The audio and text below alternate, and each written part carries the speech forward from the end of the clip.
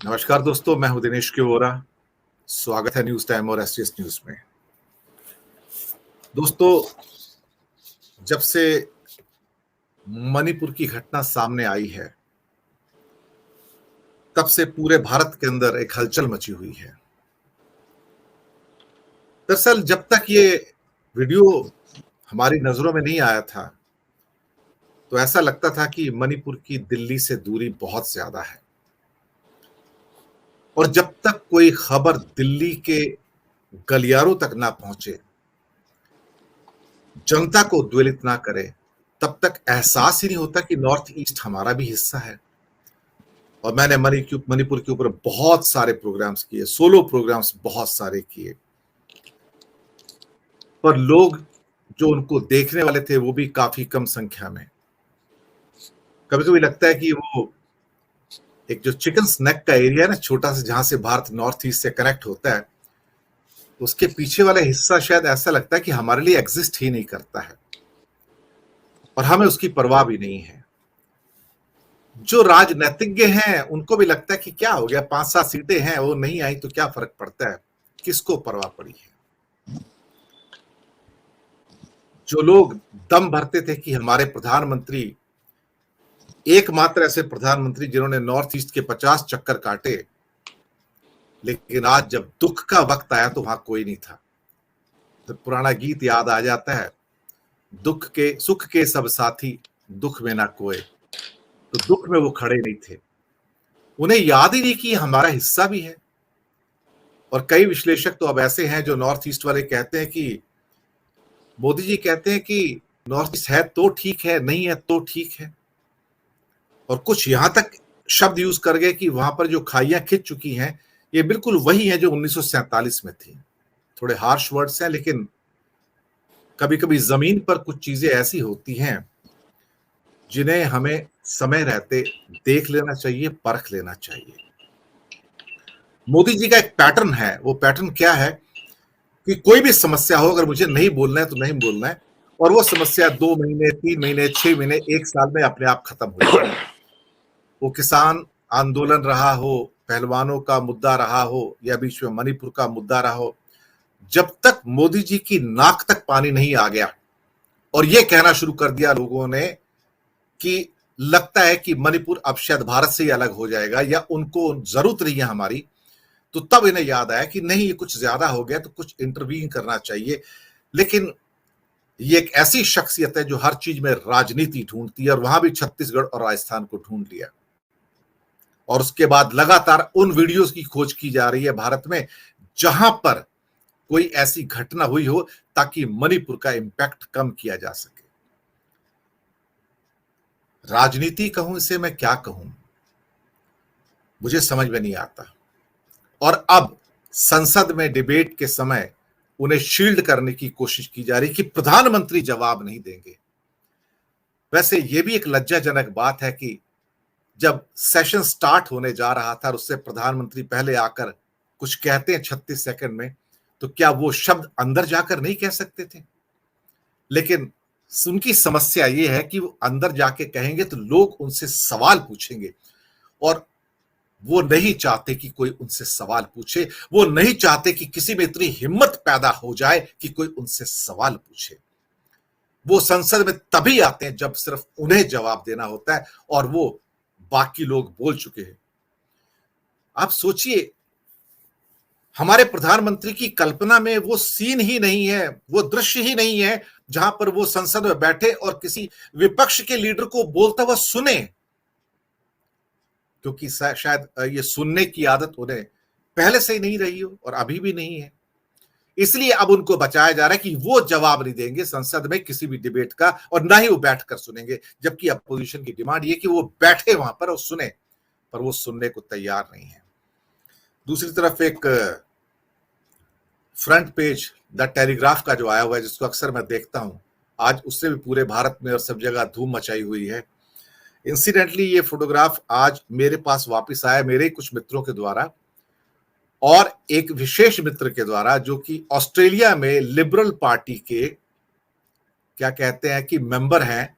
और उसके बाद ये उनका कहना कि शायद बहुत जल्दी अगले हफ्ते ये मुद्दा ऑस्ट्रेलिया की पार्लियामेंट में उठाया जा रहा है, जो मणिपुर का मुद्दा है।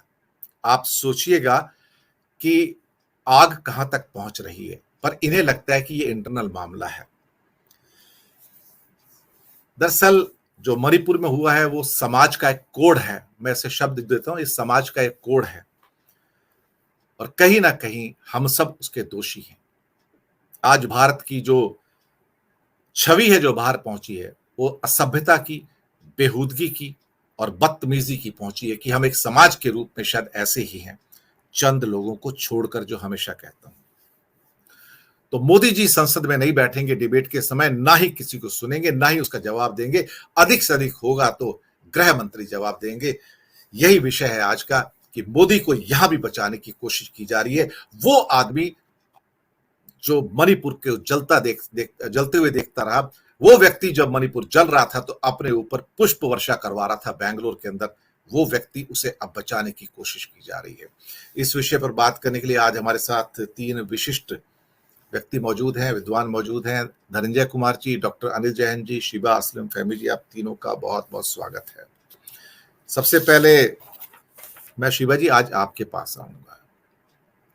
जो घटा महिलाओं के साथ घटा, लेकिन एक ह्यूमन बीइंग है, हम भी ह्यूमन बीइंग हैं, दर्द हमें भी होता है, पीड़ा हमें भी होती है, पर हर चीज को राजनीतिक रंग देना और अपनी राजनीति को साधना और सत्ता लोलुपता की सीमा तक समझ में नहीं आता हम किस समाज के अंग हैं।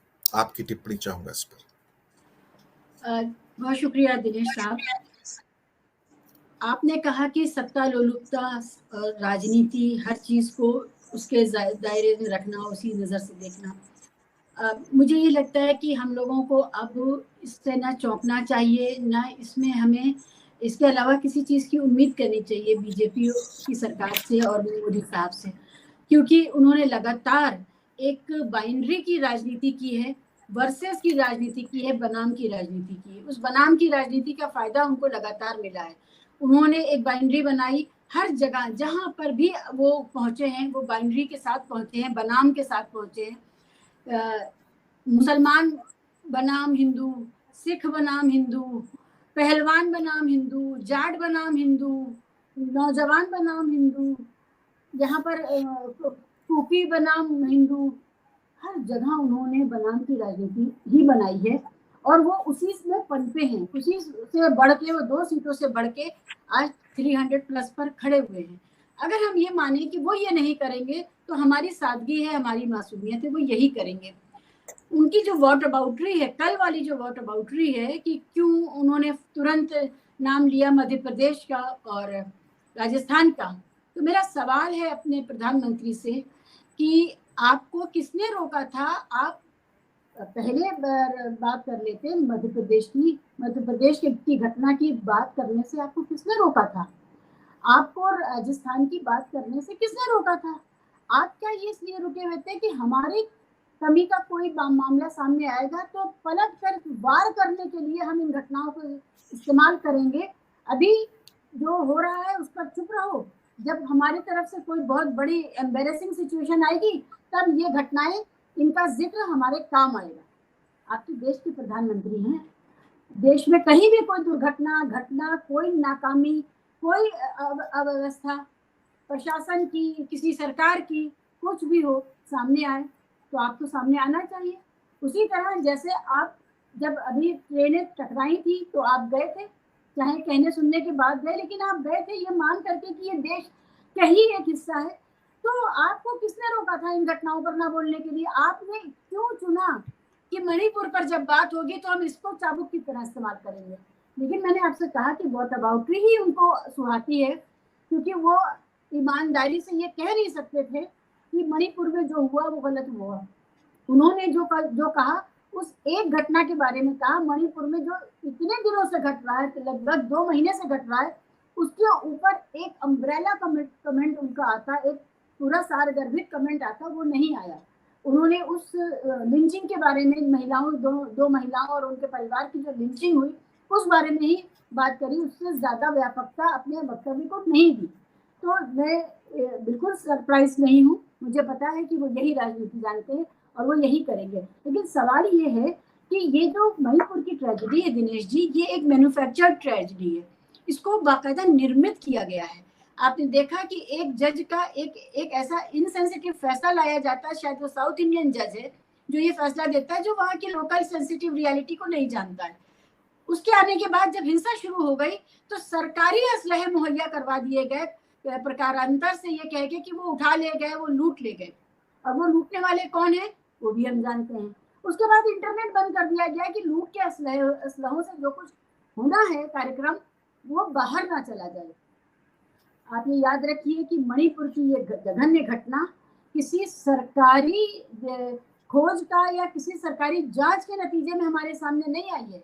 ये किसी ऐसे पैनल के सामने नहीं ला करके रखी गई है कि भाई कोई रिड्रेसल फोरम था, कोई ट्रिब्यूनल था जहां आकर के लोगों ने शिकायत की है।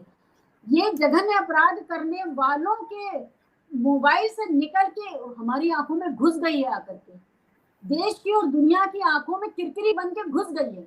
ये चाहा नहीं था मोदी साहब ने या कि उनकी सरकार ने या लोकल गवर्नमेंट ने या किसी भी न्याय प्रणाली की व्यवस्था ने कि ये हमारे सामने आए और इसमें न्याय करें हम, ना, ऐसा नहीं हुआ है। ये स्पिल ओवर हुई है। जब कोई चीज स्पिल ओवर होती है तो अंदर इतना ज्यादा कुछ मवाद भरा हुआ होता है, उसके बाद में वो स्पिल ओवर होता है और वो छिटक के हम तक आता है। ये छिटक के आई है। अभी हम लोगों को बहुत कुछ देखना बाकी है। और चीफ मिनिस्टर बीरेन ने कहा है कि ये ऐसी सैकड़ों चीजें हुई हैं और हम आपको क्या बताएं, और इसीलिए हमने इंटरनेट बंद किया था। आप ये देखिए इंटरनेट पर आ गई तो ट्विटर के विरुद्ध कार्रवाई की बात हो रही है कि ट्विटर पर कार्रवाई की जाएगी। गोदी मीडिया जो इसको नहीं दिखा रहा है वो भी इस ट्विटर वाली कार्रवाई पर उनके साथ खड़ा हो गया करके, और जो लोग इस पर बात कर रहे हैं उनके ऊपर भी कार्रवाई हो सकती है। तो ये पूरा जो मामला है ये एक औकात बताने का, कमजोरों को और अपनी कमजोरी का एहसास कराने का, उन निरीह लोगों को जो कि कमजोर है, वहां पर एक बहुसंख्यक तबका है जो लगातार राष्ट्रवाद की भाषा बोलता है अपने अपराध करते समय, और राम नामी गमछा डालता है अपने अपराध करते समय, और बताता है अपने व्यवहार से कि हम मालिक हैं और तुम क्लाइंट हो, हमारे रहमो करम पर तुम रहोगे। उनके सारे इंटरव्यूज देखिए, जो लुपिन है, मैटी लुपिन है, उनके ग्रुप के लोग हैं, उनके आप इंटरव्यूज देखिए, आपको पता चलेगा कि एक मास्टर और स्लेव का रिलेशनशिप स्टैब्लिश किया जा रहा है वहां पर, as if they are not equal citizens.